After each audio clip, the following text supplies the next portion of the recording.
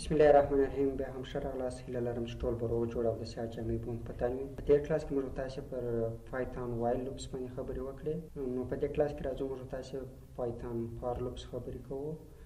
چې دا هم د لوپونو یو ډول دی. دوهم ډول دی چې موږ تاسې په پایتون کې کارولی شو. فار لوپ is used for iterating over a sequence that is either a list, a tuple, a dictionary, a set or a string. پایتون فار لوپس موږ تاسې خپل د iterating لپاره یا د iteration لپاره استعمالوو. د یو سیکوینس د iteration لپاره یعنې د یو سیکوینس الیمنټونه one by one پرنټ کولو لپاره موږ فار لوپس استعمالوو. که هغه چیرې زموږ تاسې لیست وي یا ټپلز وي یا ډکشنري وي یا سیټ وي، د دغو د آیټمونو د ون بای ون پرنټ کولو لپاره موږ تاسې فار لوپ استعمالولی شو، یا خپله د سټرینګ ایټریشن لپاره، ځکه سټرینګ خپله د حروفو یو سلسله ده یا سیکوینس دی. نو د دغه سټرینګ د ایټریشن لپاره موږ تاسې فار لوپس استفاده کولی شو. This is list like the for keyword. موږ تاسې په نورو پروګرامینګ لنګویجونو کې هم د فار لوپ لپاره د فار کیورډ استفاده کوو. نو موږ تاسې په پایتون کې هم د فار لوپس د دغه لپاره د فار کیورډ څخه استفاده کوو چې دا خپله په پایتون کې صرف ساینټکس د نورو لنګویجو څخه جلا دی. کومه چې موږ تاسې غواړو یو لوپ باندې یو آیټمز پرنټ کو یا یو لیست ایلیمنټس باندې پرنټ کو، نو د فار لوپ کوم سټیټمنټ چې موږ تاسې په فار باډي کې لرو د لوپس، دغه د هر آیټمز لپاره یو ځل رن کېږي. که چېرې موږ وګورو په دا فروټس لیست کې موږ تاسې 3 آیټمونه لرو، دغه د پرنټ سټیټمنټ چې دا د هر آیټمز لپاره یو ځل رن کېږي چې دا خپله د فار لوپس استعمال کوي. چېرې زه دا پروګرام رن کړم، د اپل لپاره هم زه یو ځل دا پرنټ سټیټمنټ رن شوه، د بنانا لپاره هم یو ځل رن شوه، او د چری لپاره هم یو ځل رن شوه. موږ تاسې کولی شو همداسې شان یو سټرینګ هم د فار لوپ په واسطه باندې یو با یو د حروفو مثال زه یو نیم ډیکلیر کوم او نیم ته یو نوم اساین کوم. موږ تاسې کولی شو چې دغه د نیم ایټریشن هم د لوپ په واسطه وکړو، یعنې د دغه کم حروف چې دی 6 حروف دا یو با یو پرنټ کو. نو په کیورډ موږ استفاده کوو، هغه وروسته یو وریبل اخلو او د ان په واسطه ان نیم کوټیشن لګوو او موږ تاسې د پرنټ سټیټمنټ کاروو ایکس. چېرې دا پروګرام زه رن کړم نو دا د نیم کم حروف چې دي دا به یو با یو ماته پرنټ شي کو ګرو ډي ای ان آی اس ایچ چې دا خپله ایټریشن موږ تاسې کولی شو د لیست ایلیمنټونه یا ایټمونه د سیټ او د ډکشنري او د ټپلز ایټمونه زه ټول یو با یو د فار لوپ په واسطه پرنټ کوم. د که وګورو دلته د سټرینګ لپاره موږ راخیستی دی فار ایکس ان بنانا. که چېرې دا زه رن کړم نو یو با یو د بنانا کم حروف چې دی هغه ماته پرنټ شوه. موږ تاسې همدا شان کولی شو څنګه چې په وایل لوپ کې موږ تاسې بریک سټیټمنټ او کنټینیو سټیټمنټ درلودلې، داسې په فار لوپ کې هم لرو. بریک سټیټمنټ اصلا موږ تاسې دغه لوپ ماتوي یا دروي. مثال دلته زه د فروټس کم لیست لرم، زه غواړم چې په دې کې یو بریک سټیټمنټ نو فار ایکس ان روټ. که چېرې زه راسم اوس ایکس پرنټ کړم خو دلته زه یو شرط ورکوم بریک کاروم، یعنې که چېرې زما کم د فار لوپ ایټریشن چې تر بنانا ورسېدی نو پر دغه بنانا باندې ماته لوپ ودرو بریک کړم. دلته موږ تاسې د اپ شرط اپ که چېرې دا ایکس اګزیکټلی مساوي شو له بنانا سره نو ته راسه بریک د بریک کیورډ موږ ته وکاروه او پرنټ ایکس. که چېرې زه اوس دغه پروګرام رن کړم نو د یوازې اپل موږ ته پرنټ کوي، ځکه پر بنانا دی بریک کوي، له بنانا څخه دی نه تېرېږي، پر اپل موږ ته یوازې صرف پرنټ اپل شو. که چېرې زه دا بنانا چینج کړم چری ته نو دا ځل به اپل او بنانا پرنټ شي، ځکه پر بنانا وروسته د چری کله چې چری ته ورسېږي پر دې ځای موږ تاسې لوپس ماتېږي او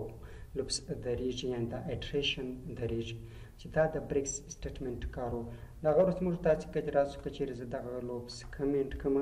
همدغه وکړم کنټینیو سټیټمنټ له کوم مشخص آیټمز یا د لوپس کې چې کوم مشخص انډکس موږ ورته مشخص کړو پر هغه انډکس ته کنټینیو کړي یعنې صرف نظر ځینې کوي نو فار ایکس انکلوډس یک کنډیشن کو چیرې موږ تاسې ایکس ایکزیکټلي مساوي سو له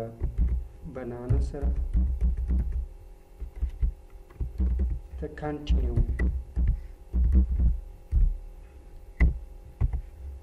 او پرینټ کړه ایکس. کله چې زموږ تاسې دغه لوپس د بنانا دغه ته رارسېږي انډکس ته یا دغه ایلیمنټس ته یا ایټمس ته رارسېږي نو زموږ تاسې لوپس کنټینیو کېږي یعنې دی له بنانا څخه ټوپه یوازې اپل او چري موږ ته پرینټ کېږي. که وګورو اپل او چري له بنانا څخه د صرف نظر وکړئ ځکه بنانا موږ کنټینیو وکړه چې دا خپله د کنټینیو استعمال و یعنې موږ غواړو چې د یو را څخه د ټیبل له یو را څخه ټوپو یا هغه صرف نظر کو نو موږ تاسې بیا د کنټینیو کیورډ کارولی شو. بل موږ تاسې د رینج فنکشن لرو چې دا یو بلټن فنکشن ده او دا موږ کولی شو په فار لوپس کې استعمال کړو. to loop through a set of a code a specified number of items times we can use the range function. که چیرې موږ تاسې غواړو چې د یو لوپ موږ تاسې ته د مشخصو عددونو ترمنځ عدد پرینټ کړي یا له یوه څخه تر سلو پورې مثال یا له یوه څخه تر لسو پورې عدد موږ ته پرینټ کړي نو موږ تاسې د رینج فنکشن کاروو. رینج فنکشن یو بلټون فنکشن ده چې دا خپله د نمبرونو یو سیکوینس موږ ته ریټرن کوي او بای ډیفالټ رینج فنکشن له صفر څخه سټارټ اخلي او بای ډیفالټ پر دې یو اضافه کېږي چې د هغه اخري نمبر پورې چې موږ تاسې رینج ته سپیسیفای کړي. مثال زه غواړم فار تر لسو پورې عدد پرینټ کړم فار ایکس ان رینج. د رینج فنکشن کاروو. په رینج کې زه یولس خبره شامل نه دي خو له صفر څخه تر یولسو پورې عدد شامل دي یعنې دی بای ډیفالټ له صفر څخه شروع کېږي پرینټ ایکس. نو صفر یو دوه تر لسو پورې ځکه یولس په دې کې شامل نه دي د رینج فنکشن د هغه کوم رینج چې دی هغه یې تر یولسو موږ ټاکلی دی یعنې له یولسو ښکته عدد موږ ته پرینټ کړي چې بای ډیفالټ دی له صفر څخه شروع کېږي. که چېرې زه دا رن کړم صفر یو دوه تر لسو پورې عدد پرینټ شوه چې دا خپله د رینج فنکشن کار و. کېدلی شي موږ تاسې رینج فنکشن ته دوه ارګومنټس پاس کړو درې ارګومنټس پاس کړو.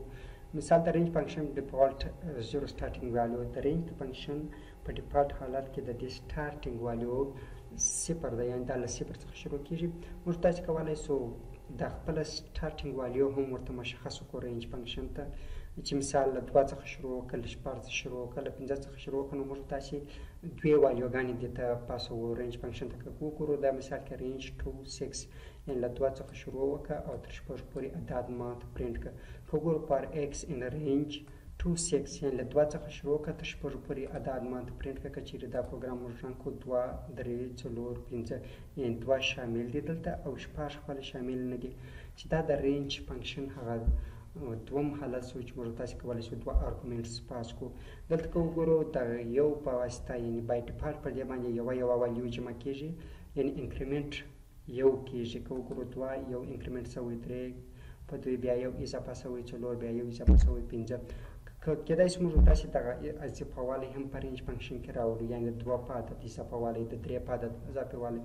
یعنې د دوه په قدم د عددو پرینټ کول د پنځه په قدم د عددو پرینټ کول. مثال د یوه څخه تر سلو پورې عدد پرینټ کړه د پنځه په قدم لاړ شه یعنې پنځه پورې اضافه کوه د یوه څخه تر سلو پورې عدد پرینټ کړه یعنې لس پورې اضافه کوه. که چېرې موږ راسو نو دغه وخت کې موږ رینج ته د انکریمنټ ویلیو چې د بای ډیفالټ په رینج فنکشن کې د انکریمنټ ویلیو یوه ده. که وګورو د رینج فنکشن ډیفالټ انکریمنټ د سیکوینس بای 1 دا خپله په ډیفالټ حالت کې یو اضافه کوي. دا هم امکان لري چې موږ تاسې د دغه انکریمنټ ویلیو رینج فنکشن ته ډیفاین کړو. که وګورو له دوه څخه تر دېرش له دوه څخه شروع وکړم تر دېرشو پورې عدد ماته پرینټ کړه د درې په اندازه یې اضافه کړه. که چېرې وګورو دوه پنځه اته دا ټول د درې په اندازه شوي دي. که چېرې زه دلته وغواړم له یوه څخه شروع وکړم له صفر څخه شروع وکړه د تر سلو پورې ولاړ شه یعنې سلو پورې عدد ماته پرینټ کړه د لس په قدم لاړ شه یعنې لس عدد ماته پرینټ کړه د لس په اضافه صفر لس شل دېرش څلوېښت پنځوس تر نوي پورې دی چې ځکه سل خپله شامل نه دي. که چېرې زه دا عدد یو کړم نو سل به هم ماته پرینټ کې وګورئ سل هم پرینټ شو چې دا د لس په قدم موږ ولاړو چې دا خپله د رینج فنکشن ارګومنټس موږ تغیر کړی یعنې رینج فنکشن په سټارټ حالت کې بای ډیفالټ 0 له سټارټ څخه د صفر څخه شروع کېږي بای ډیفالټ د دې انکریمنټ والیو یو دی یعنې په هر سیکوینس یو اضافه کوي او د دې هغه رینج یا اندازه موږ ورته ټاکو چې تر شپږ پورې تر لس پورې عدد ماته پرینټ کړه نو موږ کولی شو د دې ډیفالټ والیو هم تغیر کړو یعنې سټارټ واخله له صفر څخه له لسو څخه له څو څخه که چېرې دا لس کوم د دې په سټارټ له لسو څخه وي که وګورو اوس په سټارټ له لسو څخه وي لس شل دېرش او تر سلو پورې او د هغه انکریمنټ والیو موږ تغیر کړه چې لس بعد انکریمنټ شي کېدلی شي دا فار لوپس موږ تاسې د دې لپاره هم کاروو د فار لوپ په واسطه کېدلی شي موږ ملټیپلیکیشن ټیبلز پرینټ کوو یعنې که چېرې دلته د راسو په دې پروګرام کې موږ تاسې وګورو زه د وای په نامه یو وریبل ما اخیستی هغه ډیفالټ دوه دی پر ایکس ان رینج 14 یعنې 14 شامل نه دي تر 12 پورې زه غواړم د وای ټیبل د دوو ملټیپلیکیشن ټیبل پرینټ کړم که وګورو ریزلټ وای ضرب ایکس یعنې وای د یوه څخه شروع کېږي له صفر څخه شروع کېږي بیا تر 12 پورې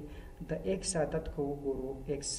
دلته ایکس له صفر څخه شروع بیا تر 12 پورې ځي او وای ډیفالټ حالت 2 دی یعنې د وای والیو ثابته ده دا سره ضربیږي او په ریزلټ کې ذخیره کېږي نو له هغه وروسته موږ پرینټ کوو دلته فارمټ فنکشن د وای قیمت په دغه قوس کې راځي د ایکس یا د ضرب علامه راځي بیا د ایکس قیمت په دغه قوس کې ږدي دا د فارمټ فنکشن کار ده بیا مساوي او د ریزلټ قیمت په دې قوس کې راځي چې دا موږ تاسو ته د دوو ملټیپلیکیشن ټیبل پرینټ وکړو 2 ضرب 0 0 2 ضرب 1 1 او 2 ضرب 12 څلرویشت چې دا د فار لوپ په واسطه موږ کولی شو د ملټیپلیکیشن ټیبلز هم پرینټ کړو کولی شو موږ تاسې د فار لوپ په واسطه کولی شو د ریزلټ جامع هم راوباسو یعنې دغه عدد څو کېږي دا ټول باید موږ تاسې جمع کړو نو دلته موږ تاسې یو بل د سم په نامه یو بل پرینټ کوو او بای ډیفالټ صفر دی سم نو راځو د دغه ریزلټ لاندې که موږ تاسې وګورو زه غواړم دلته یو پرینټ کړم د سم وریبل یعنې سم توراسینک سم پلس ریزلټ یعنې زه غواړم د دې ریزلټ ټول جمع کړم دا موږ تاسې هغه دغه شکل ولیکئ یعنې ایکسټینډډ شکل ولیکئ کېدای شي موږ تاسې دغه اپریټرز چې اساینمنټ اپریټر تاسې ور وکاروو یعنې هغه اوستا شکل یې وکاروو دا داسې هم کېږي اوس راځم د فار لوپ له باډي څخه وتلې دا دغه ریزلټ پرینټ کوم پرینټ سم یعنې سم پرینټ کوم که چېرې وګورو دغه د ضرب کوم حاصلات چې دي دا به ټول موږ ته جمع شوي 1.55 که چېرې دا جمع کړو دا ټول 1.55 راځي نو دا د فار لوپ په واسطه د